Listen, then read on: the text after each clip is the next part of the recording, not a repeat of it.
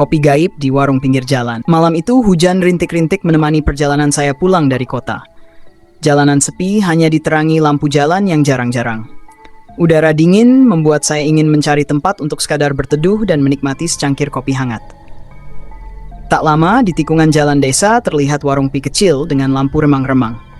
Warung itu tampak sederhana, hanya berupa bangunan kayu tua dengan meja dan kursi bambu. Saya langsung memarkir motor dan masuk ke dalam. Di belakang meja, seorang pria tua berdiri, senyumnya ramah namun ada sesuatu di matanya yang sulit dijelaskan. "Malam Pak, ada kopi?" tanya saya. Pria itu mengangguk. "Ada, kopi hitam, langsung dari kebun." Saya memesan secangkir kopi dan duduk di pojok. Aroma kopi segera memenuhi ruangan, wangi, tapi ada sentuhan aneh yang menusuk hidung, seperti bau dupa. Ketika kopi disajikan, warnanya pekat sekali, hampir seperti tinta. Tapi karena dingin dan ngantuk, saya tidak berpikir panjang.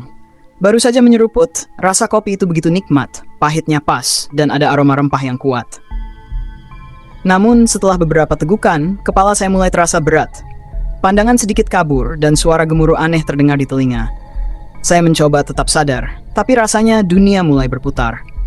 Ketika saya sadar, suasana warung berubah total. Tidak ada lagi pria tua itu. Ruangan tampak lebih gelap, meja-meja berdebu, dan kopi di cangkir saya berubah menjadi cairan hitam kental yang mengeluarkan bau busuk. Di sekeliling saya terdengar suara cekikikan perempuan. "Doyan ya mas, kopi dari sini." Suara itu terdengar dari sudut ruangan. Saya menoleh, dan di sana berdiri sesosok perempuan dengan rambut panjang kusut, kulitnya pucat, dan matanya kosong. Dia tertawa pelan, berjalan mendekat. Saya langsung berdiri, mencoba keluar dari warung. Namun pintunya seperti menghilang. Saya hanya bisa berlari-lari di dalam, seolah terjebak dalam lingkaran. Tiba-tiba suara pria tua itu terdengar. "Kalau tidak bayar jangan pergi, nak." Saya merogoh saku, mencoba mencari uang. Tapi anehnya, dompet saya tidak ada. Di tengah kebingungan, perempuan tadi muncul di depan saya, membawa cangkir kopi yang kini penuh darah. "Minum lagi mas, bayarnya nanti," katanya dengan suara pelan menyeramkan. Saya hanya bisa berteriak. Setelah itu semuanya gelap. Ketika saya terbangun, saya sudah berada di pinggir jalan dengan motor tergeletak di samping saya. Tidak ada warung, hanya ada pohon besar di tempat yang sebelumnya saya lihat warung kopi.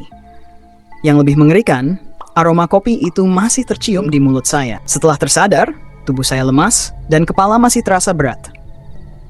Saya mencoba memacu motor untuk pulang secepatnya. Namun, sepanjang perjalanan, aroma kopi gaib itu tidak hilang dari hidung saya. Bahkan saya merasa seperti ada bayangan hitam yang mengikuti di spion motor. Sampai di rumah, saya langsung mandi dan mencoba tidur, berharap semua ini hanya mimpi buruk akibat kelelahan. Namun saat memejamkan mata, saya merasa ada sesuatu yang bergerak di dalam kamar. Saya membuka mata perlahan, dan betapa terkejutnya saya melihat cangkir kopi yang saya minum tadi berada di meja kamar. Kopi hitam di dalamnya masih penuh, bahkan mengeluarkan asap tipis. Tubuh saya gemetar. Bagaimana mungkin cangkir itu bisa sampai di sini? Saya mencoba membuangnya keluar rumah. Dengan rasa takut, saya berlari ke halaman belakang dan melempar cangkir itu sekuat tenaga. Tapi, ketika saya kembali ke kamar, cangkir itu ada di tempat yang sama, seperti menantang saya. Panik, saya menelepon seorang teman yang paham tentang hal-hal gaib. Dia menyarankan agar saya segera menghubungi seorang paranormal. Malam itu juga saya pergi ke rumah Mbah Surti, seorang dukun tua yang terkenal di desa. Ketika saya menceritakan apa yang terjadi, Mbah Surti langsung terdiam. Wajahnya berubah serius, dan dia menyalakan dupa sambil komat kamit membaca mantra. "Warung yang kamu singgahi itu bukan warung biasa," katanya dengan suara berat. "Kamu telah memasuki wilayah mereka, para makhluk halus, dan kopi yang kamu minum itu adalah bagian dari perjanjian gaib." "Perjanjian apa, Mbah?" tanya saya gemetar. Mbah Surti menghela napas panjang. "Kopi itu adalah media untuk mengambil nyawamu. Sekarang kamu terikat dengan mereka.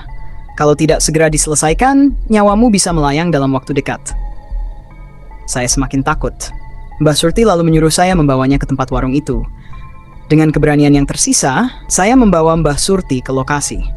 Sesampainya di sana, warung itu sudah tidak ada. Hanya ada pohon beringin tua. Mbah Surti meletakkan sesajen di bawah pohon itu dan mulai membacakan mantra. Tiba-tiba, angin bertiup kencang dan suara-suara aneh mulai terdengar. Saya melihat sosok perempuan yang tadi muncul di warung, berdiri di bawah pohon sambil memegang cangkir kopi yang sama. "Nyawanya milik kami," teriak perempuan itu dengan suara melengking. Mbah Surti tidak gentar. Dia terus membaca mantra sambil memercikkan air kembang ke arah sosok itu. Perempuan itu menjerit dan menghilang, tapi sebelum lenyap, dia berkata, "Kamu belum selesai manusia, kami akan kembali." Setelah ritual selesai, Mbah Surti berkata bahwa saya sudah aman untuk sementara. Namun, dia memperingatkan agar saya tidak pernah lagi berhenti di tempat yang aneh, apalagi menerima sesuatu yang mencurigakan. Hingga kini, aroma kopi gaib itu kadang-kadang masih tercium di malam hari. Malam-malam berikutnya terasa mencekam. Meskipun Mbah Surti sudah melakukan ritual, saya merasa ada sesuatu yang belum selesai. Aroma kopi itu tidak hilang sepenuhnya, dan setiap malam saya sering mendengar suara cangkir beradu seperti di warung kopi. Suatu malam, tepat pukul 12, suara itu semakin jelas. Saya memberanikan diri keluar kamar untuk memeriksa.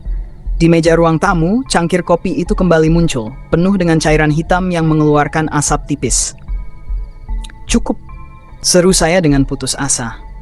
"Apa yang kalian mau?" Tiba-tiba udara di sekitar berubah dingin.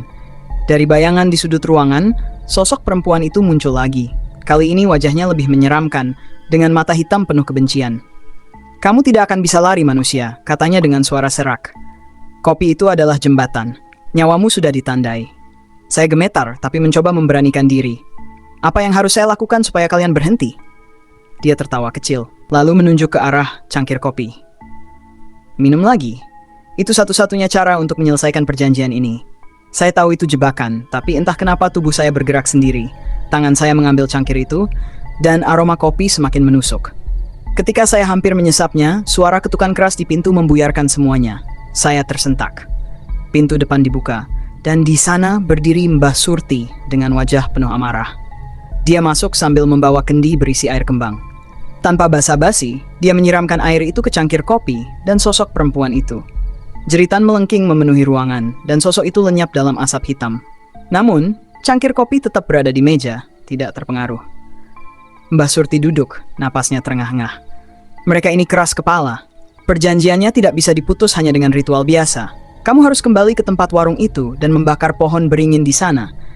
Itu satu-satunya cara untuk menghentikan mereka. Awalnya, saya ragu. Membakar pohon beringin dianggap pamali, apalagi pohon itu diyakini tempat bersemayamnya makhluk halus. Namun, demi keselamatan, saya setuju. Malam itu juga, saya dan Mbah Surti kembali ke lokasi. Pohon beringin tua itu berdiri angker di tengah kegelapan. Saya membawa bensin dan korek api, sementara Mbah Surti menyiapkan ritual terakhir.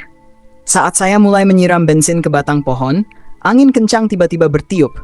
Suara-suara berbisik terdengar di telinga, dan bayangan-bayangan hitam mulai bermunculan di sekitar kami.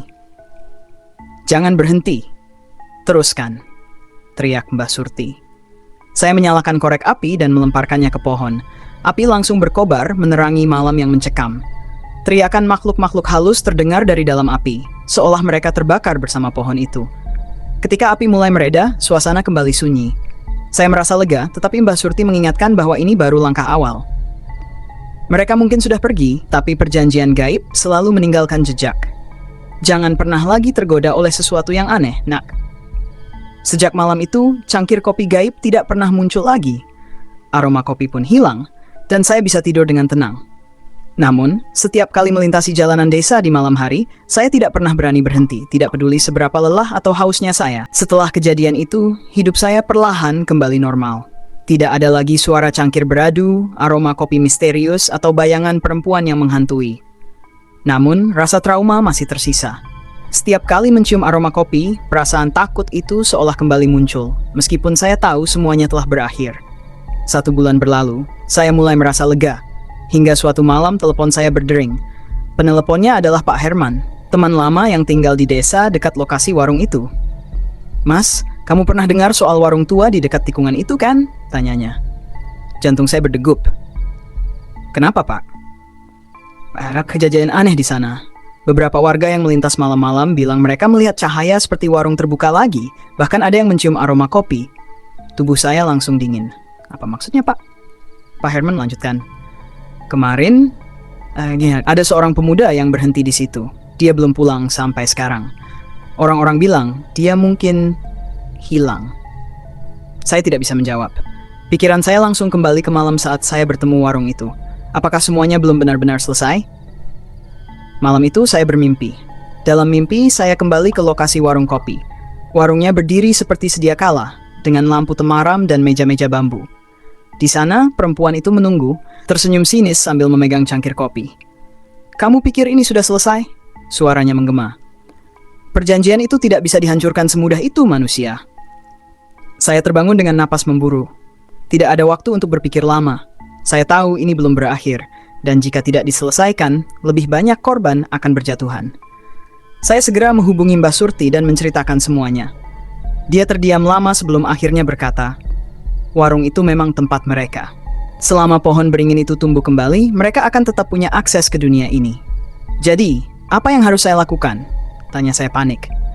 "Bakar pohon itu lagi, dan kali ini pastikan akarnya hancur. Tapi, kamu harus membawa penutup kepala seperti kain hitam. Kalau tidak, mereka akan mencoba mengambil jiwamu." Malam itu, saya dan Mbah Surti kembali ke lokasi pohon. Kali ini, pohon beringin sudah tumbuh lagi, meskipun ukurannya lebih kecil. Saya membawa bensin, korek api, dan kain hitam yang diikat di kepala. Mbah Surti memimpin ritual sambil membaca mantra-mantra perlindungan. Ketika api menyala, suara jeritan kembali terdengar, lebih keras dari sebelumnya. Bayangan perempuan itu muncul, kali ini wajahnya terlihat lebih marah dan menyeramkan. "Kamu tidak akan menang. Ini bukan hanya tentangmu, manusia," dia berteriak. Namun Mbah Surti terus membaca mantra. Pohon itu terbakar hingga ke akarnya, dan perempuan itu perlahan memudar bersama api yang padam. Udara menjadi tenang, dan untuk pertama kalinya saya merasakan kedamaian. Mbah Surti menepuk bahu saya. "Sekarang sudah selesai. Tapi ingat, jangan pernah main-main dengan tempat atau hal-hal yang tidak kamu pahami." Saya mengangguk. Kali ini, saya yakin semuanya benar-benar berakhir. Bertahun-tahun berlalu, saya tidak pernah mendengar lagi tentang warung kopi gaib itu. Lokasinya sekarang menjadi jalanan biasa, tanpa tanda-tanda mistis. Namun, saya tidak pernah melupakan pelajaran penting. Rasa penasaran kadang bisa membawa kita ke tempat yang seharusnya tidak pernah kita singgahi. Dan sejak malam itu, secangkir kopi hangat di rumah terasa jauh lebih aman daripada kopi dari warung di pinggir jalan.